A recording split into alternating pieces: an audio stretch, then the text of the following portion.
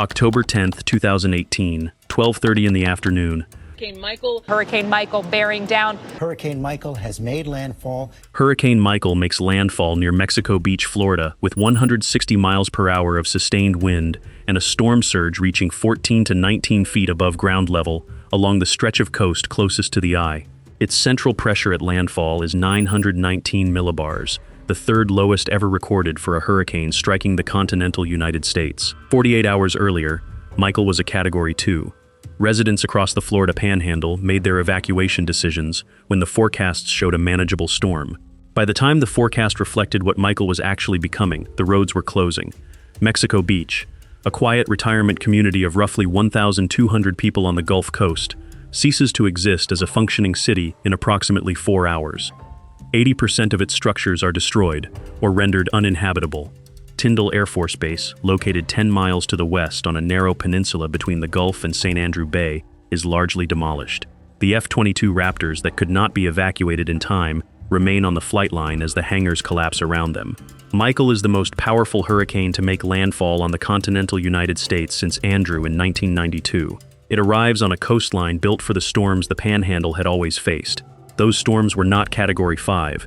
The Florida Panhandle is an afterthought in the way Florida thinks about hurricanes. High-risk planning conversations in Florida default to Miami, Tampa, and Jacksonville, coastal cities with large populations, dense infrastructure, and enough economic weight to drive sustained policy attention.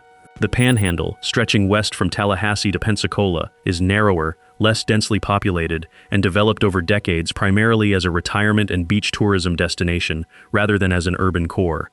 It is also, geometrically, one of the most exposed coastlines in the state.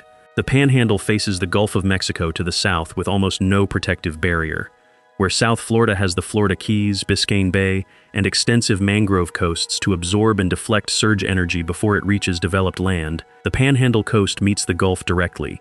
The shoreline is low, the offshore shelf is shallow, and the coastal plain immediately behind the beach offers almost no elevation relief.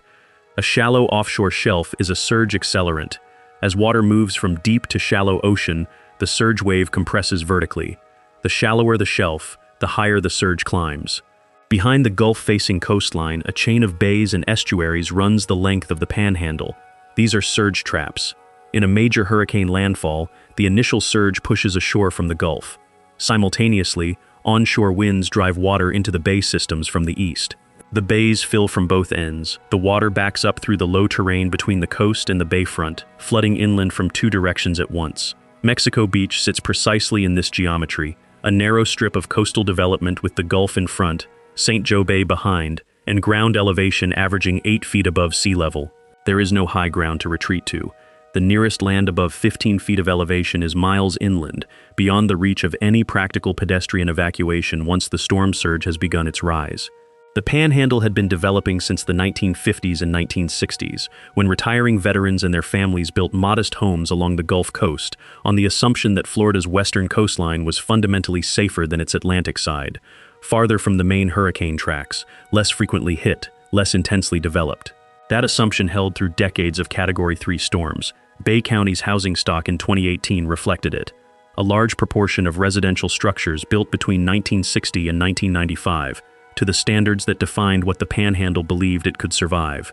No Category 5 hurricane had ever made landfall on the Florida Panhandle in the recorded history of the Atlantic Basin. The Panhandle was a gap in the historical record. Michael was the storm that closed it. The worst storm the Florida Panhandle had faced in recent memory was Hurricane Ivan in September 2004. Ivan made landfall near Gulf Shores, Alabama, just west of the Florida line, as a Category 3 with 130 miles per hour of sustained wind. The storm surge reached 14 feet in parts of Escambia County. 25 people died in Florida. Damage in the state exceeded $4 billion. Ivan was the ceiling.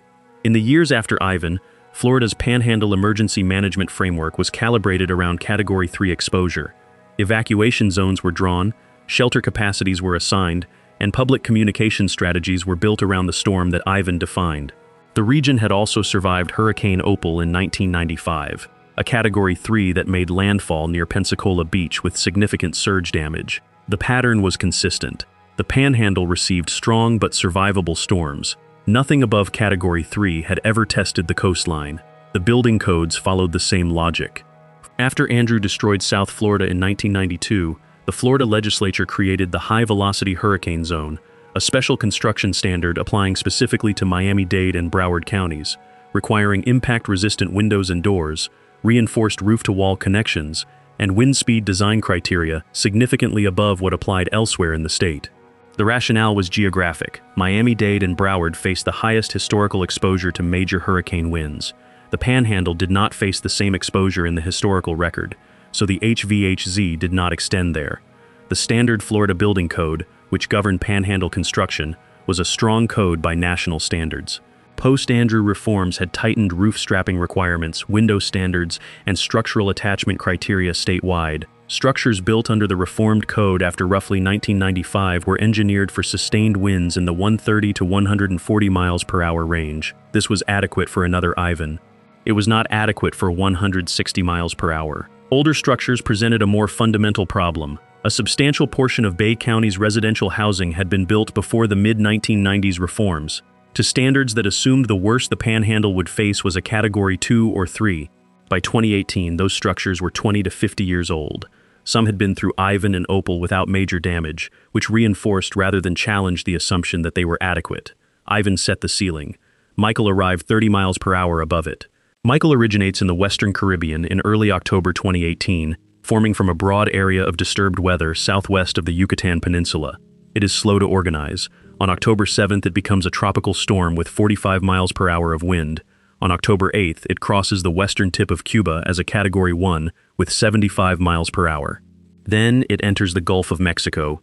Sea surface temperatures across Michael's projected path are running 1 to 2 degrees above the seasonal average, the product of a warm Gulf summer and a developing La Niña pattern that has suppressed wind shear across the central Gulf. The storm encounters nothing to slow it down. Its core becomes more organized with each successive hour. The intensity models begin to diverge, some showing continued rapid intensification, others showing a rate that most forecasters consider the upper bound of what is physically achievable in the available time. By 5 a.m. on October 10th, 7 hours before landfall, it is a Category 5 with 160 miles per hour. The storm has intensified by 85 miles per hour in 48 hours. The problem is what happened at the beginning of that 48-hour window. When residents of Mexico Beach, Panama City, and the surrounding Panhandle counties made their evacuation decisions on October 8th and the morning of October 9th, the forecast showed a high-end Category 2 or Category 3. Many decided to stay. A Category 3 was Ivan. Their houses had survived Ivan. By the time the advisories reflected a Category 5, the decision window had closed. Highway 98, the primary coastal evacuation route running east-west along the Panhandle, was already backing up. Leaving safely meant getting out before October 9th. On October 9th, Michael was still officially a Category 4. Michael makes landfall at 12:30 p.m. on October 10th. Its eye wall centered between Mexico Beach and Tyndall Air Force Base. Maximum sustained winds at landfall, 160 miles per hour. The surge in the direct impact zone reaches 14 to 19 feet above mean sea level. The shallow offshore shelf compresses it. Mexico Beach's ground elevation averages 8 feet. The math is simple. The storm moves northeast at 16 miles per hour through the Panhandle interior and into Georgia. In its wake, the Panhandle's pine forests, /pine and longleaf pine that define the landscape from the coast to Tallahassee, are snapped and uprooted across hundreds of thousands of acres. The canopy that took decades to grow is gone in 4 hours. Mexico Beach before landfall has a population of several hundred people. Most of its 1,200 residents have evacuated, but a significant number have stayed. They shelter in concrete block homes, in interior closets, in structures they have owned for decades and ridden out Ivan and Dennis and every other named storm in without serious consequence. They are making decisions based on what Category 3 storms had done to their neighborhood. They are about to experience something their neighborhood has never seen. The surge arrives before the maximum winds reach the shoreline. It comes as a sustained rise rather than a discrete wave, the water level climbing steadily as the eye wall approaches, pushing through the ground floors of residential structures and continuing upward. Buildings not elevated above the surge level fill with water. Structures not engineered for Category 5 lateral wind loads begin to fail as the eye wall passes directly over the city. A small number of structures survive intact. They share two characteristics. They were built after Florida's post-Andrew Code reforms, and they were elevated on concrete pilings above the projected base flood elevation. A concrete house on the eastern end of Mexico Beach, constructed in 2018, stands after the storm while nearly everything around it is gone. Slabs are exposed on both sides. In several blocks, even the slabs have been scoured off the ground. The contrast is visible from the air the following day. A single standing structure in the middle of a field of debris. Several dozen Mexico Beach residents who sheltered in place survive the eyewall passage. Most of them are in the minority of structures that hold. Those in structures that fail, homes that lose their roofs or collapse under surge pressure, make it through the storm in attics, on floating debris, or by moving to neighboring structures as the water rises. In the hours after the eye passes, survivors emerge into a landscape that no longer resembles a city. Streets are gone, the reference points, the gas station, the restaurant, the church have been erased. Mayor Al Cathy, who evacuated before the storm, returns to Mexico Beach the following day. He describes what he finds as a level of destruction he has no frame of reference for. The city has lost its tax base, its housing stock, its commercial core, and most of its permanent population in a single afternoon. Tyndall Air Force Base, on the peninsula 10 miles west, is struck by the same eyewall. The base's hangars, runways, control tower, housing, and support facilities are largely destroyed. 17 F-22 Raptor aircraft that could not be fully prepared for evacuation within the compressed timeline of Michael's intensification remain on the base at landfall. Several sustained damage requiring major structural repair. The Air Force estimates total losses at the base at over $5 billion. The 325th Fighter Wing, the Air Force's F-22 training operation, is effectively displaced. Debris removal in Bay County alone removes 11 million cubic yards of material. Panama City's school system operates from trailers for 2 academic years. A year after landfall, Mexico Beach Mayor Al Cathy describes the city as rebuilding from zero. 74 people die in the United States from Hurricane Michael. 16 deaths are directly attributed to the storm itself: surge drownings, structural collapse during the storm. The remaining 58 are indirect: drownings in floodwaters during and after the storm, car accidents on roads made dangerous by debris and downed power lines, generator-related carbon monoxide poisoning, and deaths during cleanup operations. Damage reaches approximately $25 billion in the United States, with $19 billion concentrated in Florida. Mexico Beach loses an estimated 80% of its structures to destruction or severe damage. Bay County's housing inventory is reduced by thousands of units. Tyndall Air Force Base begins a federally funded $5 billion reconstruction program designed to a higher resilience standard. Facilities hardened against Category 5 wind loads, drainage systems rebuilt, critical infrastructure repositioned away from the most exposed terrain. FEMA obligates more than $1.2 billion in recovery funding to the affected region. The recovery is slow. Mexico Beach's permanent population remains well below pre-storm levels for years after landfall. The economic base of the region, tourism, retirement services, military support, does not return at previous scale.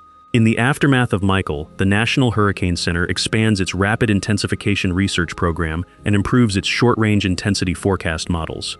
The gap between Michael's forecast intensity and its actual intensity at landfall, 15 miles per hour over the final 12 hours, falls within the NHC's stated forecast uncertainty range. It is not a large gap in meteorological terms. In terms of the evacuation decisions made by Panhandle residents in the 48 hours before landfall, it is the difference between a storm they had experienced before and one they had not.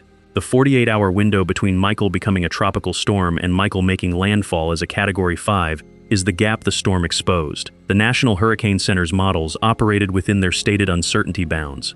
The rapid intensification was not, technically, a forecast failure.